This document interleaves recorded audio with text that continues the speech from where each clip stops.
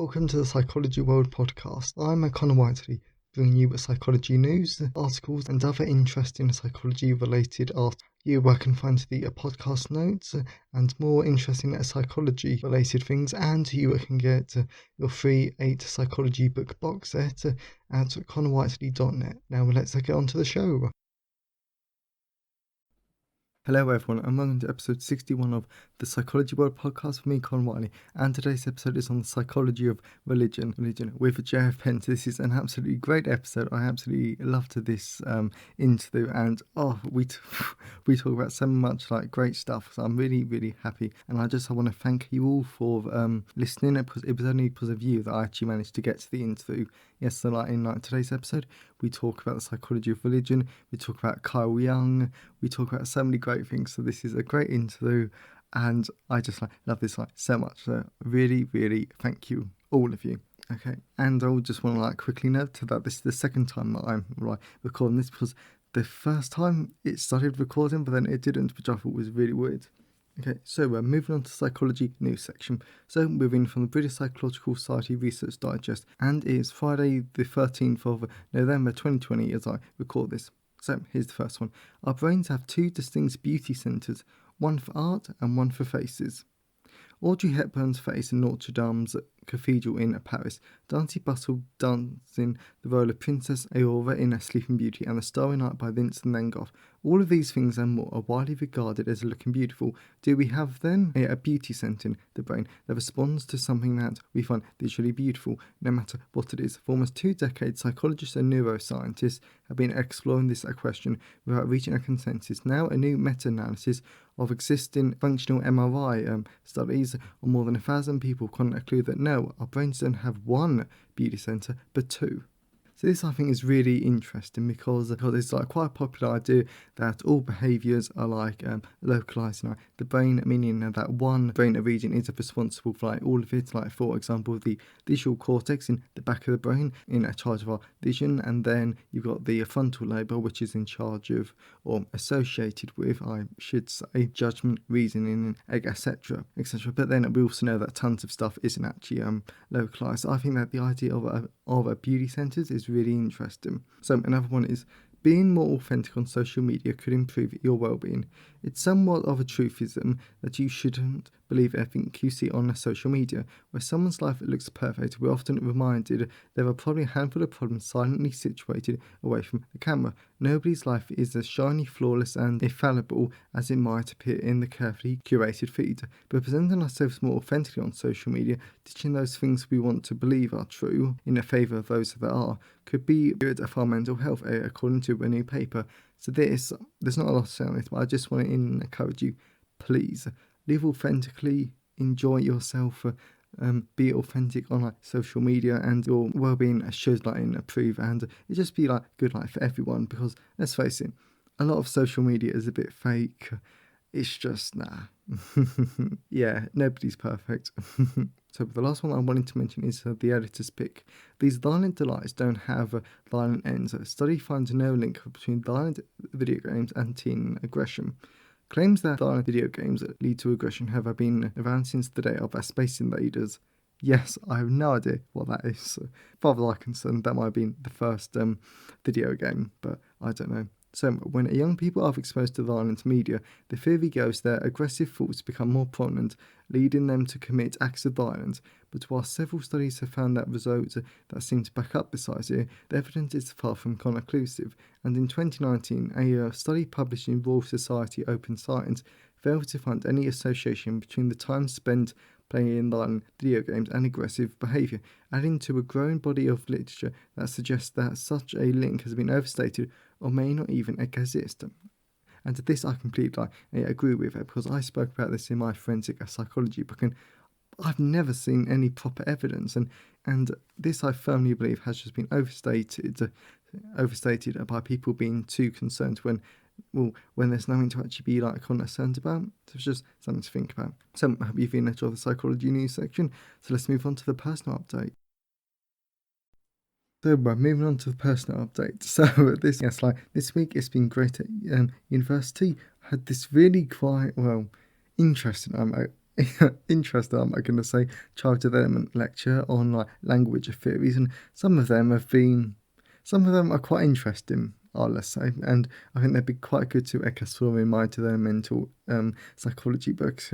To be honest, I really, really want to keep this personal update short because I really want you to like get onto the interview because it's great because I had the interview like last night, and Joanna's she's such a kind person. She's a great writer, and it was just such a nice conversation. And yeah, but this is a like great interview. I actually learned like quite a bit, and I'm actually looking like for like Carl Jung books because as you're going to hear like in the interview, he did a lot of like interesting work, and I just think that is great, and you get to learn a bit more about my like fiction side. So I don't know, it's such a great interview. I really don't want to keep talking like really because simply because you are going to get so much out of this. Plus, I would just say the next podcast episode should sound a bit different because over the weekend I should be building my new audio booth. I'm so excited about it. And to be honest, I really need because my current setup is slightly falling apart. I opened it up today and it was slightly falling apart. So hope like proper stuff.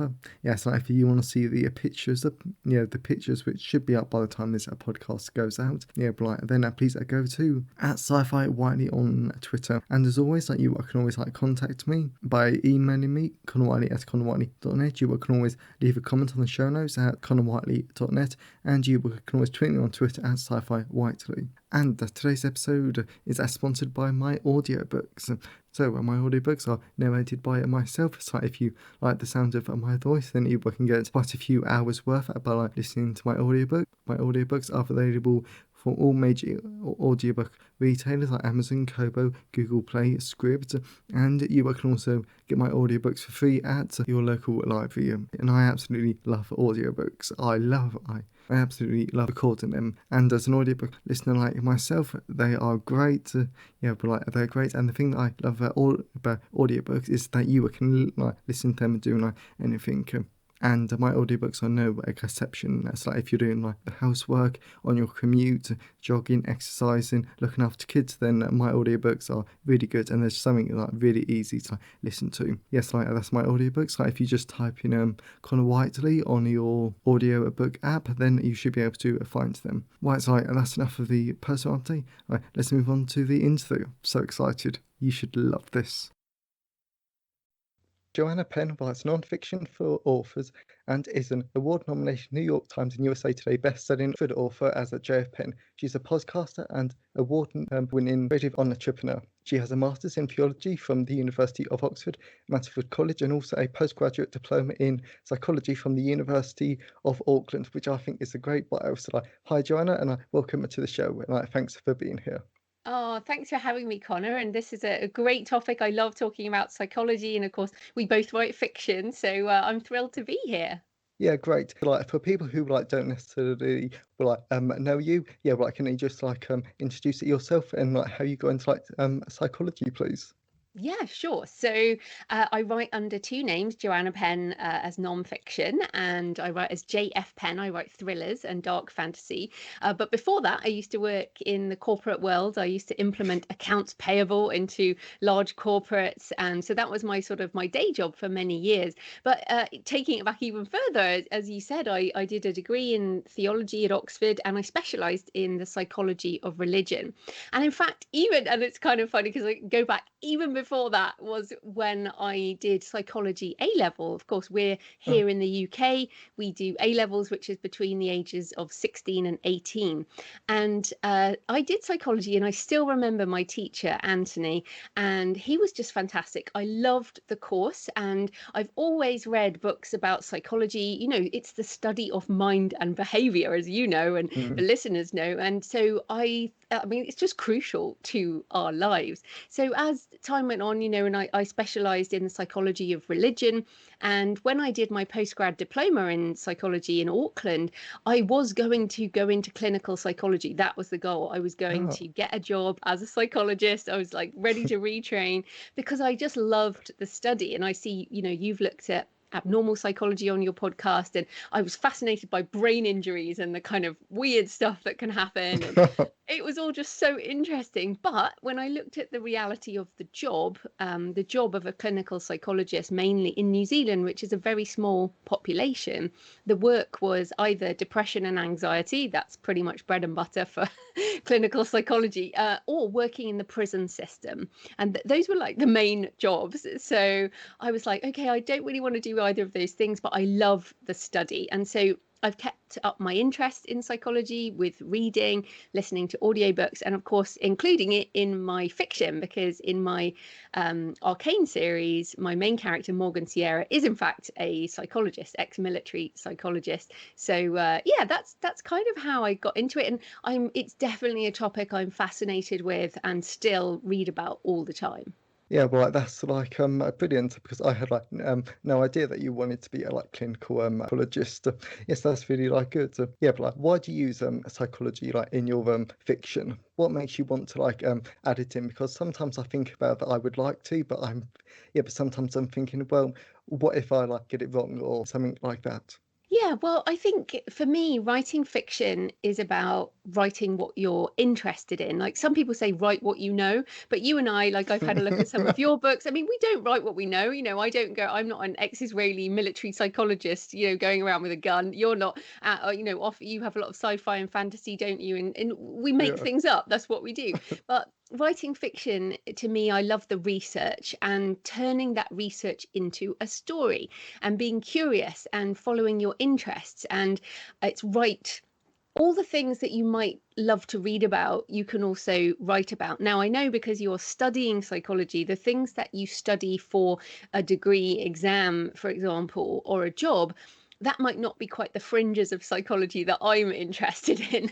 So when I started with Morgan Sierra, she was at the University of Oxford as well, so I used a lot of my background there. And the places that she goes, so she has a mentor who's at Blackfriars, which her mentor is a monk, and I actually had a monk who was one of my tutors.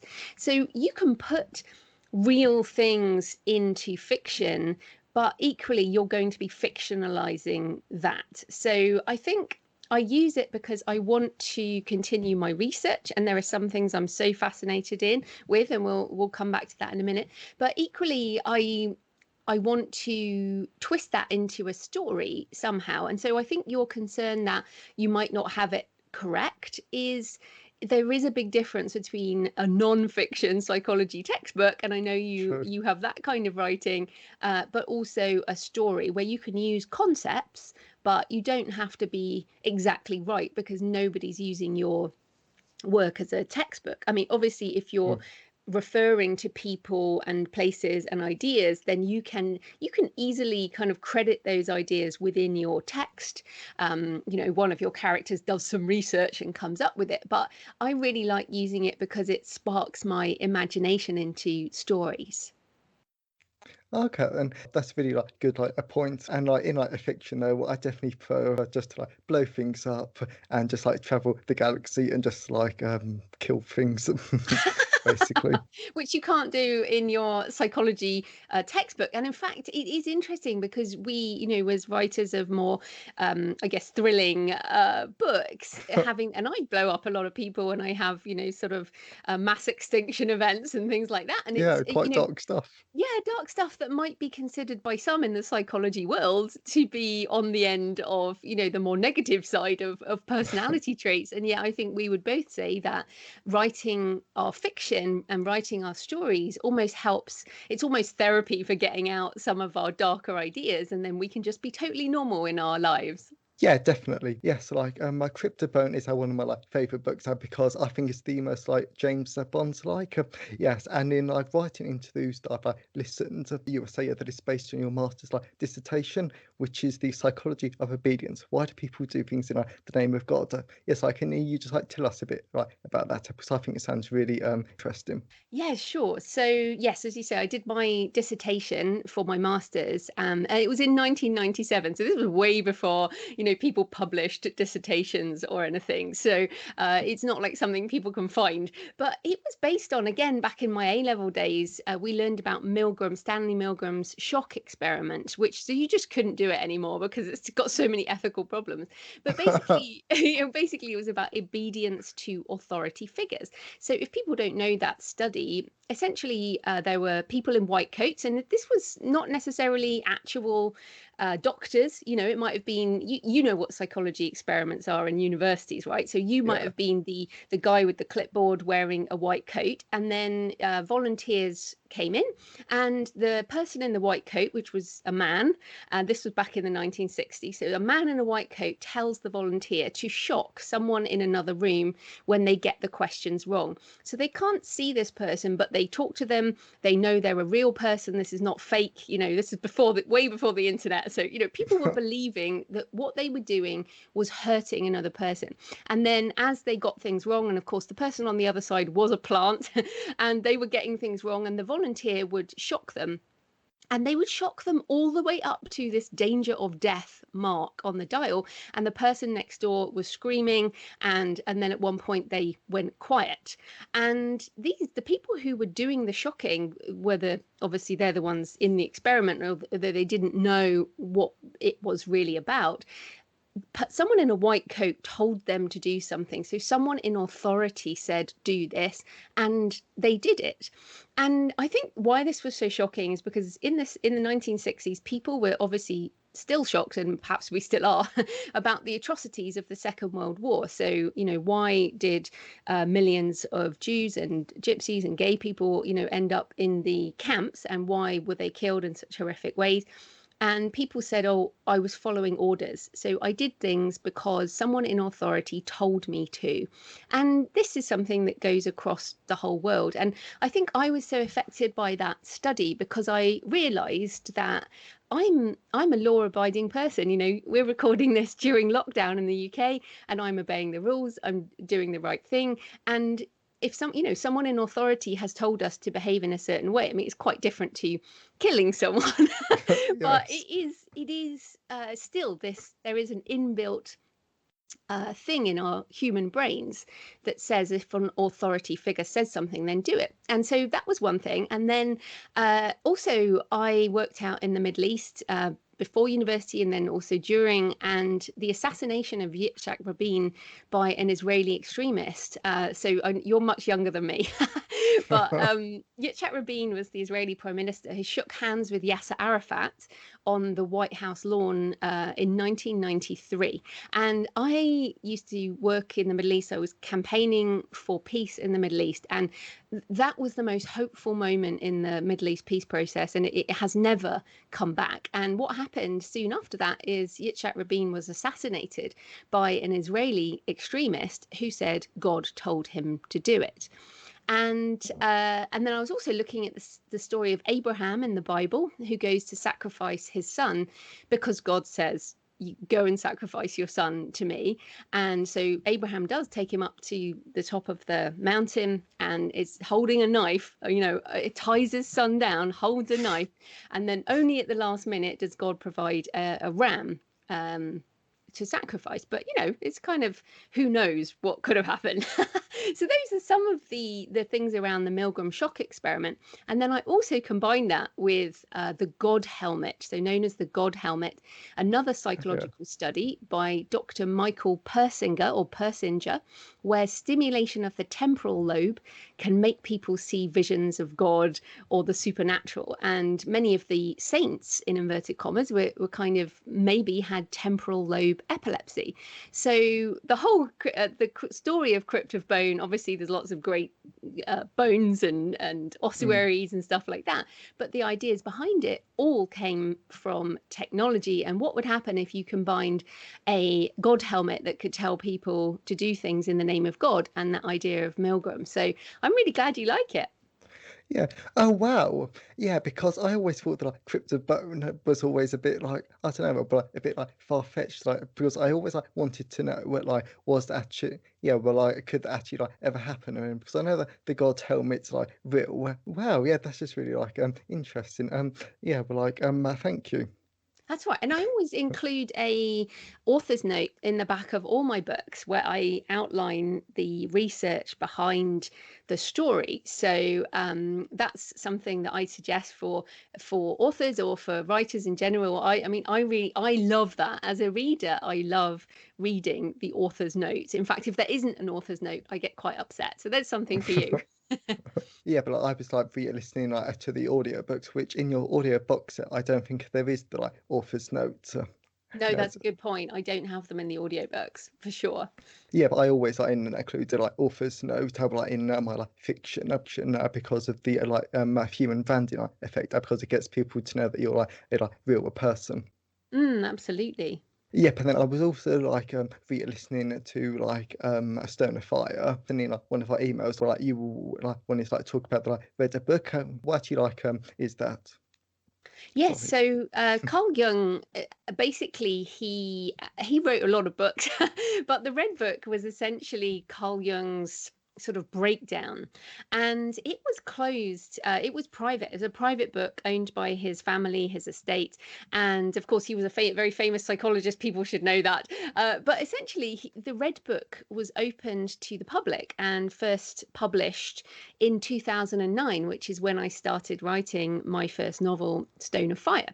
And I actually have a copy myself. I bought one of the first Oh, editions. Yeah, it's massive. It's if you okay. stretch out your arm, it's about as big as your arm, and it's this huge. It's really heavy. And it's got full color paintings, full color copies of the paintings. So Jung painted these pictures, and he wrote a Wow, journal. Basically, it's a beautiful book. If you have a look online for Carl definitely. Jung's Red Book, yeah, and it's beautiful. Now, in that book is a painting by Carl Jung of a pillar of fire spouting from this stone in a room, and I incorporated that into my story also. And I always try and make everything as real as possible. Now, Carl Jung did travel to North Africa, where I set some of the stuff, and also to North America and Clark University, where I did set some of the book. And he also counseled the physicist Wolfgang Pauli on his dreams. And so, and in fact, Carl Jung's book, Memories, Dreams, Reflections, is probably the one that's most known to psychology students. It's a good place to start. But I find I use a lot of Carl Jung's ideas in my books, and many of us do without necessarily realizing it. So his idea of the shadow is something I keep coming back to. So, where there is light, there must also be a shadow. And by integrating that darker side into our lives, we can become whole. Whereas if we deny that darker side, we will never be a whole person. And also, he wrote books about spirituality and the occult. And he really blended the clinical side, his clinical practice, and with the mystical side. And he also wrote a book on psychology and alchemy. He was like a stonemason. He had a tower at Bollingen in Switzerland, and he made these kind of totemic objects which he kept in his stone tower. And he was a disciple, I guess you could call it, of Sigmund Freud, but he split with Freud over various ideas. But certainly, I find that Carl Jung's work, if you're purely into clinical psychology, it's not so relevant. But if you accept that the study of mind and behavior also has to cover religion, supernatural, occult, the darker side of humans, then you should definitely be reading Carl Jung. Okay then. Yeah, definitely. I know that we were talking like before the like interview where we like mentioned like Carl Jung. Yes, like the reason why I like never did it. Yes, and like the reason why like quite a lot of the like listeners like probably like might not have like done it so well like, is that because I never did the like A levels at like school, because I did the international like, baccalaureate. Yes, and like in that's like we don't go into like the psycho like dynamic Mm. approach, which is a bit weird. Yeah, no, I can understand that, and I think but it's good to read around the things that you find fascinating. So Yeah, that's true. what's nice about psychology. Obviously, there are so many kind of subsets of psychology that you can become interested in. I would say that obviously the world is quite different now to how it was during Carl Jung's time, for example. And I'm not sure. I mean, there are people who are Jungian psychologists who follow that kind of way, but they don't necessarily have a clinical practice, but I think a lot of people use it as part of their insight into the human condition. I think that would probably be the best way to put it. Okay, then thank you. I'll definitely read up on that. Yeah, but like you also mentioned like there was the psychology and the like alchemy book. Yeah, well, like, tell us a bit more about like that, please, because like alchemy, yeah, because alchemy it does sound interesting. Yeah, actually, it's a really big book. He's an incredible writer, Carl Jung, and of course we're both writers, so it's Yeah. important to, he was so prolific, an incredible worker, and Mm. yeah, so psychology and alchemy is pretty dense, to be honest. I would say if you can read the crib notes, it is pretty dense. But at the basic heart of it, alchemy is turning base metal into Yeah. gold. Yeah. But that you could see that as a chemist, as in, doing some kind of chemical reaction. But his study was more about what that means for human development. So if you think that we are all base metal and that we have our imperfections, we Mm. have a character that might not be well formed. We don't know, obviously we don't know everything. We might have flaws that we can improve. And then the process of alchemy is turning that into something precious. And so the idea really is for all of us to look at what we have as ourselves. We don't have any choice in who we are, but what we can do is choose to improve ourselves. And that's definitely the side of psychology where I'm interested now. Whereas I started out being interested in things like brain injuries, I'm now really interested in how we can improve ourselves and turn ourselves from, that base metal into something precious. And that something precious might be, becoming the best psychologist we can be so we can help other people, or becoming the best writer that we can be. And I've actually used some of these principles, some psychological principles, more positive psychology probably, in my book, The Successful Author Mindset, which is definitely about sort of facing up to the fears and the doubts and all the issues that we have in our lives as writers, and then how we can overcome them and integrate them into ourselves so that we can help other people and we can reach readers with our books and entertain people. So yeah, I think psychology and alchemy, I wouldn't start there. If you've never read any Carl Jung, then definitely start with Memories, Dreams, Reflections, which is a bit lighter, and then there's certainly a lot more. Okay, and that's actually like a beautiful way to think of people. Yes, like thank you for that. Yes, like we're almost like out of time. Yes, like I could talk to you like all day. Yeah, but like, where can people find you and your books online? Sure. Well, for my fiction, I write as J.F. Penn, and my website is jfpenn.com, or my books are in all the usual places. And then my books for authors, like The Successful Author Mindset, I write under Joanna Penn, and my website is thecreativepenn.com. And like you, I have podcasts. I have the Creative Penn podcast, which is for writers, and my other podcast is called Books and Travel, where I interview authors about the places behind their books. So yeah, that's where you can find me. Yeah, but like, I think that like Joanna does, it's absolutely like brilliant. So I highly like recommend her. So I really hope that you enjoyed the like, interview today. I'm so glad that it's happened. Joanna is a great person to talk to, and hopefully you got a lot like out of it. Like for example, like I really enjoyed the abyss, but like Carl Jung because I never did Carl Jung like at like A levels, which as like Joanna said is UK education thing like between like 16 and like 18. I absolutely loved like when she spoke about the like alchemy bit because I think that's such a great thing about human behaviour and how we can grow and develop as a people. And also like her fiction is absolutely great, so I completely endorse it. Please read it, it is a great. And actually I'm going to be reading some of her fiction when I'm building my like sound booth because even though it's not like psychology like related, she does have a brand new audiobook out called Map of Shadows, but her fiction is brilliant. So I really hope that you enjoyed it. Next week I will be back to the normal schedule, so have a great day everyone, and I'll see you next time. Thanks for listening today. I hope you enjoyed it. If you want to see the show notes, then please go to connorwhiteley.net. And if you want a free 8-book psychology box set, then please go to connorwhiteley.net. Have a great day, and I'll see you next time.